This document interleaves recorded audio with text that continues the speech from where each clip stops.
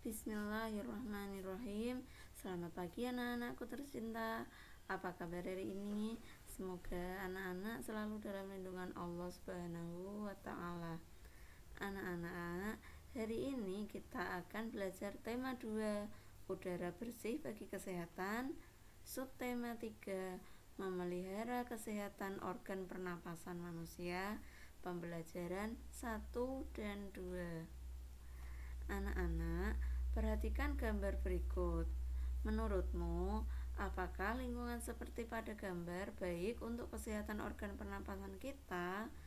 Coba nanti anak-anak bisa diskusikan dengan orang tua atau saudara atau teman sekelas. Nah, kemudian hari ini kita akan belajar yang pertama, menjelaskan cara menjaga dan memelihara organ pernapasan manusia. Yang kedua, menemukan kosakata baru dan mencari arti kata sulit dari suatu teks.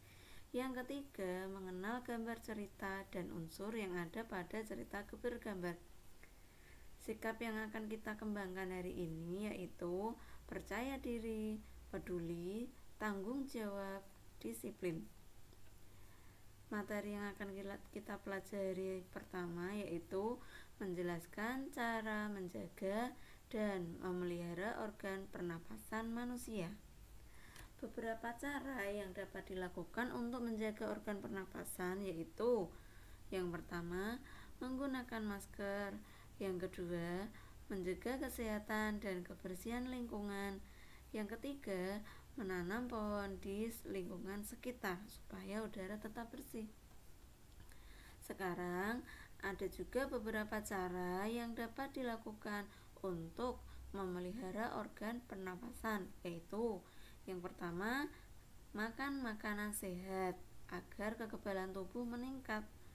Yang kedua, tidur malam yang cukup untuk memulihkan kinerja tubuh. Yang ketiga, menjaga kesehatan dan kebersihan lingkungan sekitar agar kualitas udara baik untuk organ pernapasan. Nah, seperti itu anak-anak. Sekarang kita akan menjelaskan bahaya polusi udara bagi organ pernapasan manusia. Perhatikan lingkungan di sekitarmu. Apakah lingkunganmu termasuk lingkungan yang bebas dari polusi udara? Coba nanti kalian bisa melihat keluar rumah, kalian amati, kalian hirup udara yang ada di sekitar rumah kalian. Kemudian apakah udara yang anak-anak hirup itu apakah berbau, apakah berwarna? Apabila tidak, tentu saja insya Allah udara yang kalian hirup di lingkungan sekitar rumah kalian sudah termasuk udara yang bersih. Nah, itulah salah satu anugerah dari Allah, kita tinggal di tempat yang mendapatkan udara yang bersih untuk kesehatan organ pernapasan kita. Jadi, apabila di lingkungan sekitar kita anak-anak merasa bahwa udaranya kurang bersih, anak-anak bisa tahu, bisa mencari apa penyebab utama polusi udara di lingkungan sekitarmu. Kemudian anak-anak bisa mendiskusikannya dengan anggota keluarga supaya anggota keluarga kita bisa ikut untuk menciptakan udara bersih bagi lingkungan sekitar kita dan bagi udara kita ya. Sekarang yang kedua yaitu menemukan informasi penting suatu teks. Ada beberapa langkah yang digunakan untuk menemukan informasi yang ada dalam sebuah teks.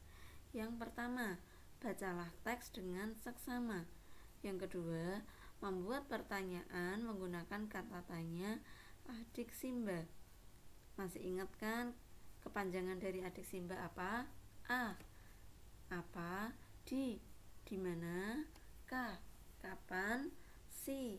Siapa? M. Mengapa?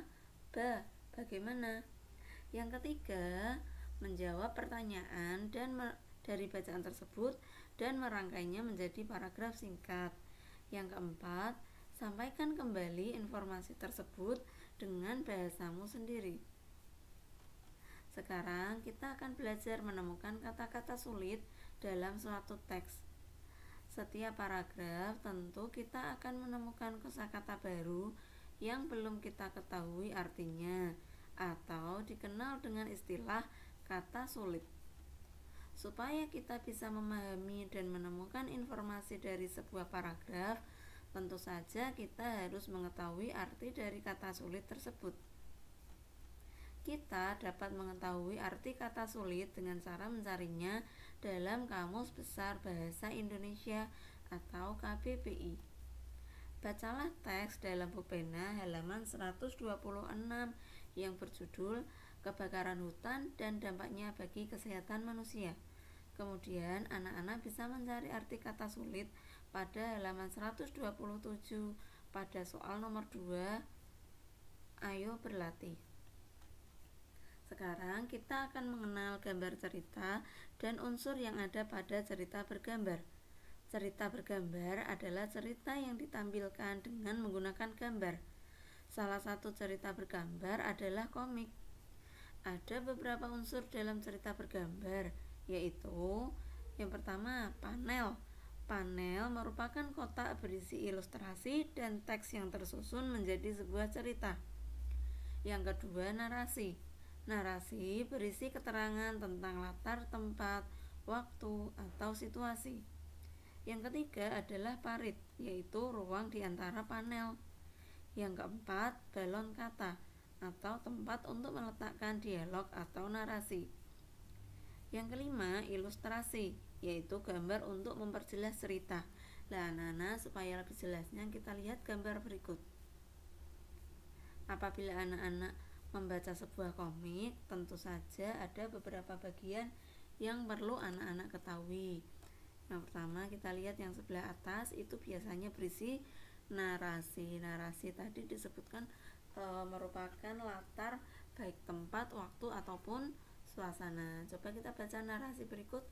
Pada suatu hari, kata-kata pada suatu hari itu merupakan latar waktu. Kemudian ada sebuah cerita dari pulau seberang. Sedangkan pulau seberang ini merupakan narasi tentang latar tempat. Sekarang yang kedua, kita lihat di sini setiap kotak yang berisi gambar dan teks ini merupakan panel. Inilah yang disebut dengan panel. Kemudian antar panel terdapat ruangan kosong yang disebut dengan parit. Kemudian setiap komik tentu saja ada gambarnya yang disebut dengan ilustrasi. Selain itu, pada gambar cerita juga terdapat sebuah lingkaran-lingkaran yang berisi teks di dalamnya yang bisa kita kenal dengan balon kata. Nah, seperti itu anak-anak materi yang kita pelajari hari ini. Semoga apa yang kalian pelajari hari ini bisa bermanfaat untuk anak-anak semuanya dan bisa diserap dengan baik. Sampai jumpa pada pembelajaran berikutnya. Assalamualaikum warahmatullahi wabarakatuh.